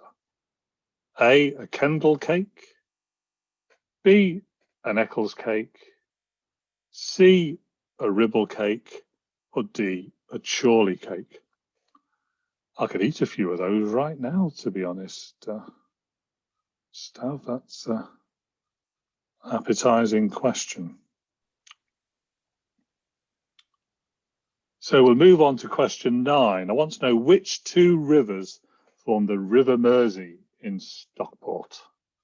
Is it A, the Irwell and the Tame, B, the Goyt and the Tame, C, the Medlock and the Goyt, or D, the Goyt and the Irwell? So I want to know which 2 rivers form the River Mersey under the much mentioned M60 in Stockport. Is it A, Irwell and Tame, B, Goyt and Tame, C, Medlock and Goyt, or D, Goyt and Irwell? And for £32,000, and the last question in this series of 5, and we hope we've still got lots of you in, I want to know which one of these was not painted by Lowry. So which one of these was not painted by Lowry? A, the Cripples, B, Oxford Road, C, the Fever Van, or D, Ancoats Hospital Outpatients? So which one of these was not painted by Lowry? A, the Cripples, B, Oxford Road, C, the Fever Van, or D, Ancoats Hospital Outpatients? So I think we're open to answers. I don't know whether the technology will allow us to know whether at this stage, whether anyone's 100% to this point, but Well, we'll know about once we've done the final tally. But I've got to say, David, it's obvious that this round has really started to sort the wheat from the chaff. We've got a lot of variability in answering here now. So we're up to, we've got about 10 more answers waiting to come in, I think. Bit of indecision. I think multiple choice, I always just used to go for whatever first came into my head and then not agonize over it. I think you can spend too long thinking about multiple choice questions. That's and true. I love negative marking, so that if you know you've got the right answers, you just stick and then walk out the exam and then put everybody else off. So basically what you're saying is you like just going for it, doing it, and then thinking about the result later. A very good surgical approach to there, I think. No, not thinking about the result, knowing what the result's going to be. But again, please don't tweet you've won. We know it's popular for people to tweet that they've won things these days, but please don't tweet that you've won the Manchester Medical Society quiz. We've got 5 seconds until I'm going to close the poll. 4, 3, 2, 1. And I'm not closing it because I know there's one person out there who's still not put their response in. Sorry, guys. It's indecision. There we go. All right. What are the answers, David? Okay. So, of course, the black pudding has to knock, a Lancashire black pudding has to knock a Yorkshire pudding off a pedestal. And the sport is ice hockey. And could be a bit of indecision here, but this is an accurate description, not of the famous Ribble cake, but of a Chorley cake. And interestingly, over half of the people thought that it was actually an Eccles cake. Did anybody think it was a Ribble cake? Was Ribble C? Yes. Yeah, one person. Because that's fictitious. And now into the rivers. This is a famous place you've driven over. And the rivers which form the River Mersey are the Goyt and the Tame. And the last question is, which of these paintings was not by Lowry?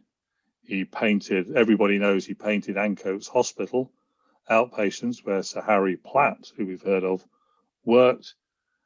But the odd one out is Oxford Road, which was painted by that other famous Manchester painter who actually taught Lowry, Alphonse Villette. And I have to say, kudos to the audience here, who over half of them got that right. I thought that was quite a difficult question, but well done, everybody. Yeah. Doing very well. So now for the last bit of the quiz. Oh dear, we've had a little bit of a break here. It's coming through on the feeds, but the anaesthetists have tweeted that they're taking part and that in their opinion, they're doing really well. Are they? They've tweeted that, have they? Yes, yeah. I think that's going to be reflected in the scores once they're released tomorrow. Well done, Alice. I must admit, I do like the way the anaesthetists, and one thing we need to do is get the society's profile on social media. We need to be much better known, and I do like the way that the anaesthetic section are tweeting. So perhaps we could, my wife asked if we could give them a bonus point for tweeting. So, because I suppose we could give a bonus point for the best tweet. The results aren't even out, and we've already got requests for a recount coming in. Yeah. So looks like we'll be following what's been going on with my friends here behind at the Walter Reed Medical Centre, who, as we all know, quite worrying, really, because we've not even counted the results yet. So how you can have a recount before you've counted, I really don't know. I mean, you can't do a re-laparotomy, not that one ever did many of those, before you've done the first laparotomy. I think that's probably because it's the most corrupt quiz that's ever been held. Yeah, and that was for £32,000. I keep skipping over the money because actually trying to keep the money for ourselves. So should we go on to the last bit, Stav? And the form is active. Oh, you're still there, Stav. Yes, I've not managed to get these little cartoon characters of you. Yeah, our cue slides are working a treat there, David. Yeah. So you get 3 points for each question in this round, and there's going to be a bonus 3 points for the individual or the bubble who has the longest correct sequence of answers.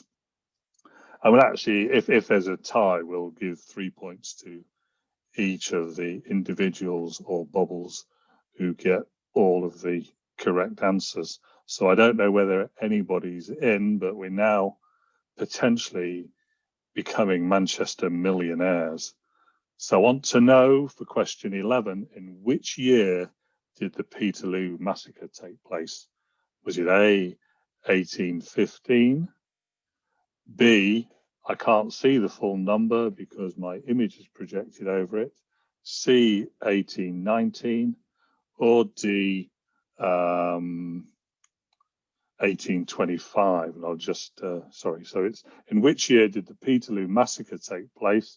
A, 1815, B, 1805, C, 1819, or D, 1825? Question number 12, I want to know which sport holds major championship events at the Waterloo Hotel in Blackpool. Is it A, crown green bowling, B, darts, C, pool, or D, shove halfpenny? I do like a game of all of those. So which sport holds major championship events at the Waterloo Hotel in Blackpool?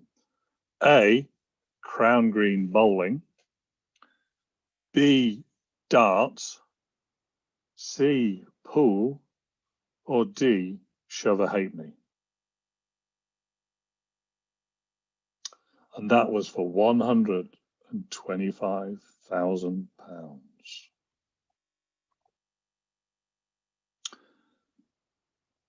And then we're going to move on to a true question, question number 13, for £250,000, brings us back to the virtual handover of the presidency of Manchester Medical Society in Dunham Massey Park last Friday. And I want to know, why did a National Trust ranger interrupt the handover from Shirley to myself of the presidency of Manchester Medical Society?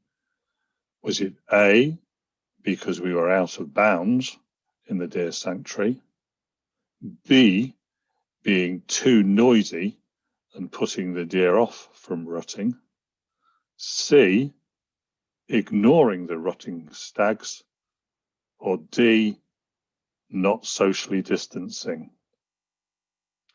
So why, and this is a true story, did a National Trust ranger interrupt the virtual handover of the presidency of Manchester Medical Society in Dunham Massey last week?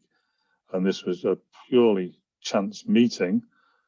Were we A, out of bounds, B, being too noisy in the handover, C, ignoring the rutting stags, or D, not socially distancing? And that's for £250,000. And question 14 for £500,000. And this is the famous Catherine Chisholm, who became the first female graduate in medicine in Manchester, and is also a previous president of Manchester Medical Society. But I want to know, in which year did Catherine Chisholm graduate? Was it A, 1884, B, 1904, C, 1924, or D, 1934? So I want to know the year in which Catherine Chisholm, the first female graduate in medicine in Manchester, I want to know in which year she graduated. So the choice is A, 1884, B, 1904, C, 1924, or D, 1934? And that's for £500,000 Stavros pounds. I hope you've got the money, Stav. And we're moving on next to the £1 million question. So the £1 million question is back to Manchester, and it's based on the Stopford building in the university and home to the medical school. And it's named after Professor Stopford, who was president of Manchester Medical Society from 1931 to 32. But I want to know, what were Stopford's Christian names? His parents named him after a famous composer. So were his Christian names A, Johann Sebastian Bach, B, Franz Joseph Haydn, C, Johannes Brahms, or D, Jean-Philippe Rameau? So Lord Jock Stopford, president of the Medical Society from 1931 to 32, whose name gives the name of the Stopford building. But I want to know, what were his Christian names? Were they A, Johann Sebastian Bach, B, Franz Joseph Haydn, C, Johannes Brahms, or D, Jean-Philippe Rameau? And that's for £1 million. Many of you will have been in the Stopford building. Next time you go in, look for the bust of Joseph Jordan, who founded the first provincial school of anatomy, who most surgeons would think was the founder of Manchester Medical School in 1814. So it's time for the last questions to come in, Stav, and then we can all go our own way and watch Man United videos. Or So these responses are coming in slower again, although people are doing. Are they? Yeah, absolutely. Although I think we've got some people who've got the £1 million question right, but we'll see about that shortly.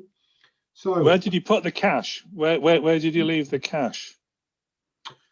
Well, as you said, it's Stavros pounds, so it's actually nothing worthless, and it's just printouts of Monopoly. Yeah. There you go. Because I will give. And you're offsetting it against your tax. Is that right? As a loss, because you still haven't published your tax accounts that trustees of the Medical Society have to do. I think I don't.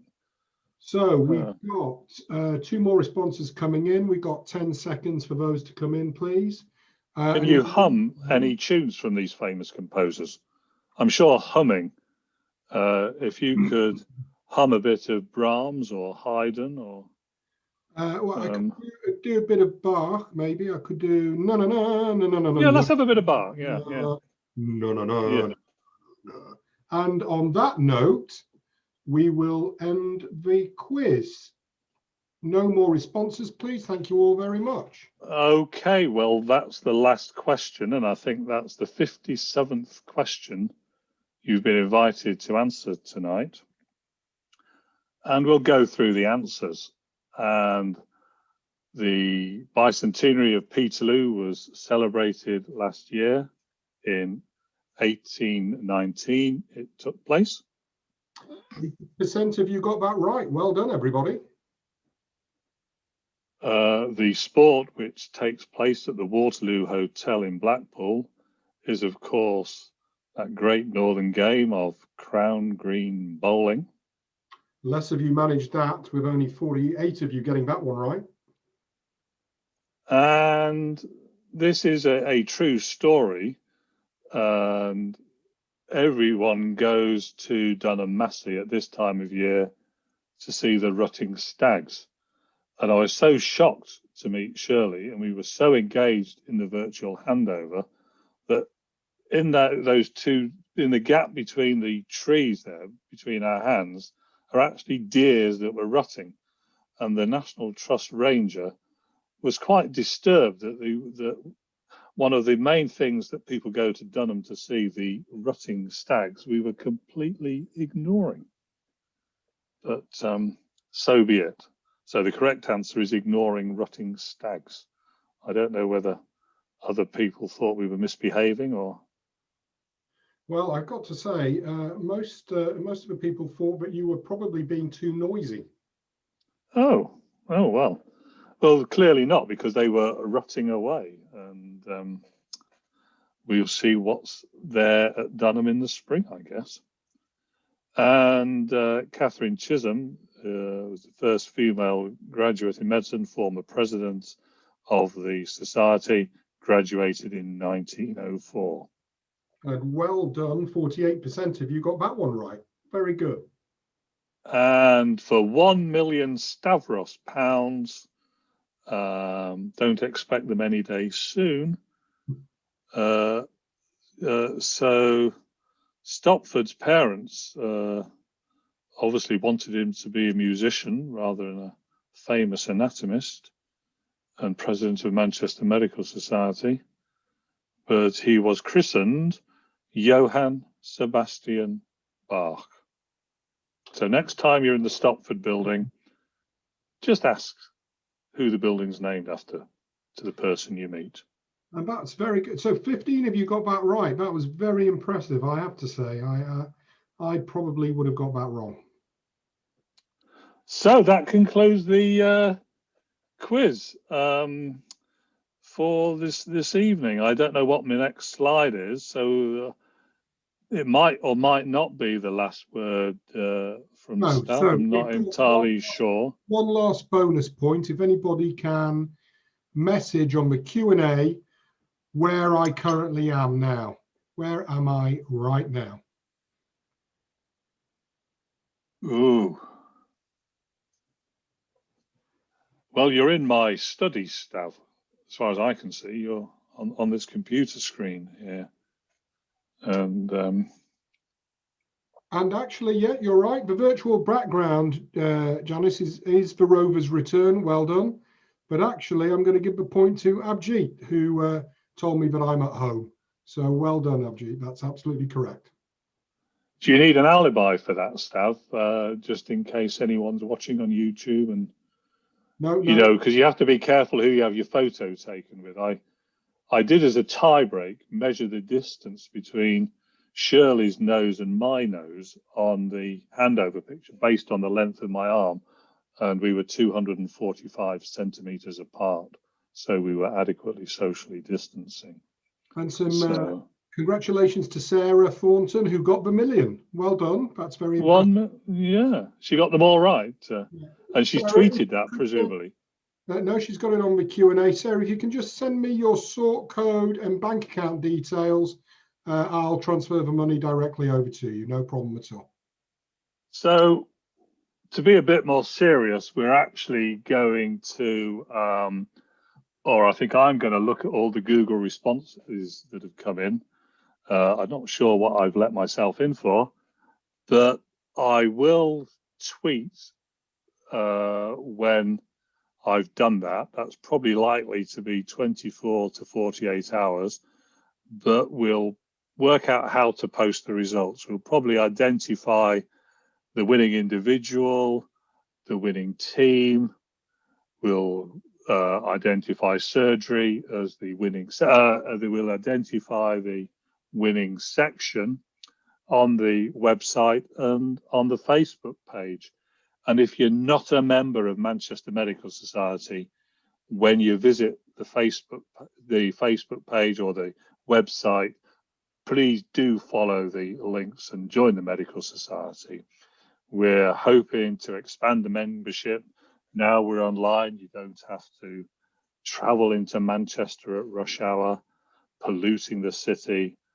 If this has worked, and I don't know whether I've been talking to myself and Stav for the last 2 hours or anybody else, But if this has worked, hopefully we can keep on doing this. So if you've got kids that are sort of age 15 to 18, I didn't put the advert in, please do go to look for the Christmas lecture for young people, which is on, and Fiona will correct me if I'm wrong, the afternoon of December the 9th. It's usually a sellout at a venue in the university, and adults are never allowed in because there's never any room.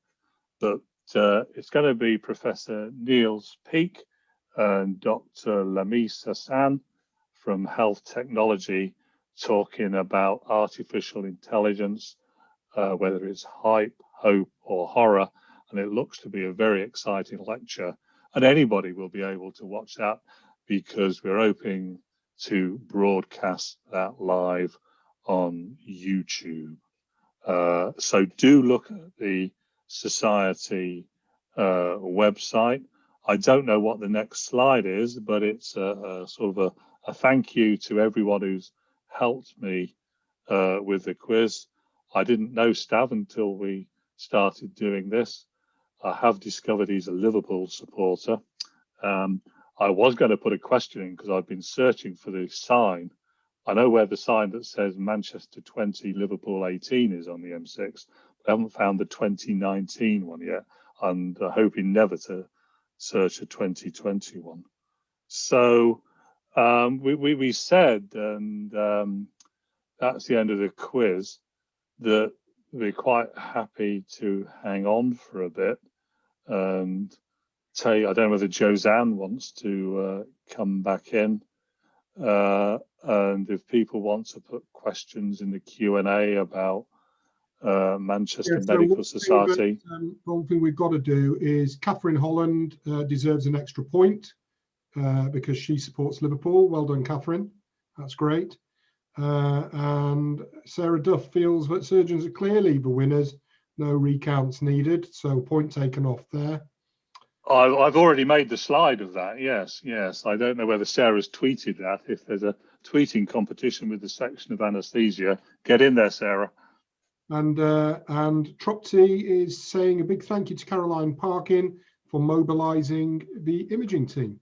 So, I must admit, it's a fantastic response from imaging, and I suppose I'm sorry that surgery beat you, or anaesthesia, but of course we don't know who's won, do we? So please don't tweet that surgery has won yet, or any other society. And we hope you enjoyed this evening's quiz. But we're very happy to take any questions in the Q&A for the next 10 minutes if people have got things they want to know about the Medical Society or not. I see Josanne's come back in. I don't know. So Ngozi quite correctly said that there's a lot of paediatricians answering, and that they're feeling quite confident because they won by a lot. So did they? Yes, that's pretty impressive. And Emma Hurley, good to hear from you, Emma. Yeah, I think radiology probably did win. Can I put this in my appraisal, Emma? Does this count for my appraisal, Emma? And revalidation, which I think I might have to do, or for I don't know if we could just have Emma on alone, whether I can give her some bonus points and just get my revalidation done. Imaging are getting another bonus point because Salman Qureshi has been playing along from Qatar. So that's great. So well done, Salman. Another point for imaging. Yeah. Well, and Emma says she's going to approve you, David. So that's all right. Oh, that's fine then. So radio imaging definitely have won then. It seems, Stav. Do you have a foot in the paediatric camp as well then? I'm going to have a foot in any camp, whichever camp that wins. Andrew Kerr has asked if he's going to get a CPD certificate for this.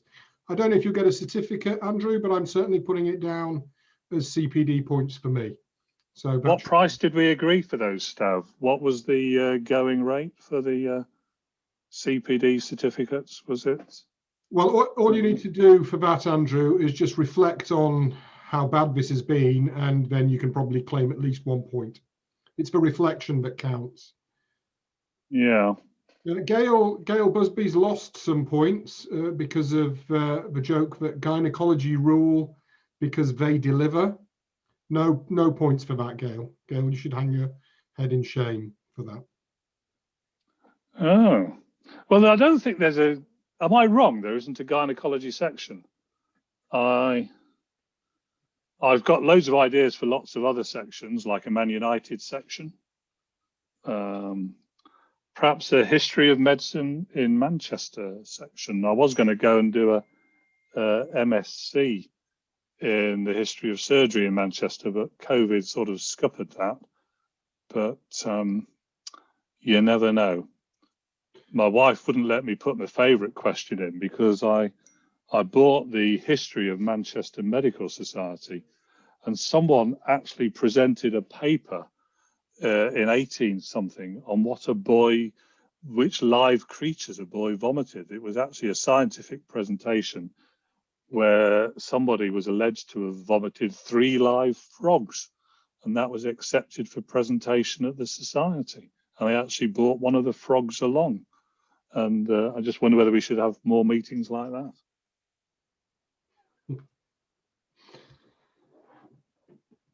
Okay, where are we up to now? So, Catherine's telling us that gynae is here, and a gynecology section must be added to the list. I don't think it's on the website, but I'll double check. I might be wrong. Fiona would know and could message us if we're mistaken. And gynae have had a whole team playing. Don't mention the C word. Oh. So keep a lookout for their scores. Now, on that note, I think it's time for us to draw this to a close. What do you think, David? Yeah, well, I think it's about time we went, really, isn't it? Oh, I'll just go and. I think you're right about that, because I want to slip out of this 3-piece suit. Although, yeah. Oh, I see you've got your shorts on too, mate. Yeah, well, I thought I'd go for a swim now in the canal in Lymm. It's just the sort of evening for it, really. So I don't know whether when we have the. So Sarah. So somebody else. Sorry, there's too many WhatsApps going in. The only thing that I found difficult about doing this is the fact that my wife made me do it in the tent. But anyway, there you go. Yeah. Well, the only thing I found difficult about this is my wife made me tidy up this sort of. I don't know whether it's a study or not, really. But and on that note, I want to thank everybody who's joined in, everybody who's been participating, everybody for answering, but most of all, David, on behalf of everybody in the society, we'd like to thank you for the incredible hard work you've put into putting this together and getting all those questions out there and hosting today. Thank you very much, sir. It's a pleasure, and don't forget to register for meetings, especially the symposium on sustainable healthcare on the 20th of January, which clashes with the US presidential inauguration. And I think we all know we'd rather be too. So I think Fiona is probably going to turn off all the attendees, but perhaps the panelists would stay on. Is that? So we rehearsed how to start it, but not how to end it. Yeah, I've just realized we don't know how to end. Oh well. Well, goodbye. Bye. Bye.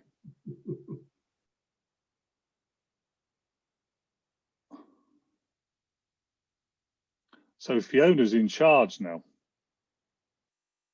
Well done, everybody. So are we still live, or is Fiona coming back on?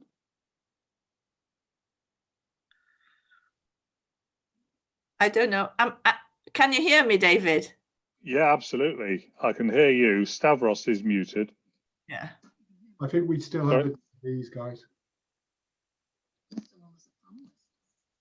Oh, my wife's still on as a panelist. Well, so Fiona says the only way is to end for all. Okay, well, That was a very successful quiz. Well done, everybody. It was our first meeting and very interactive. So excellent stuff, and see you all next time. Thanks very much, Jazan. Thanks, Fiona, Sarah. Okay. Dave. Thank you. Bye. Okay. Bye. Bye-bye.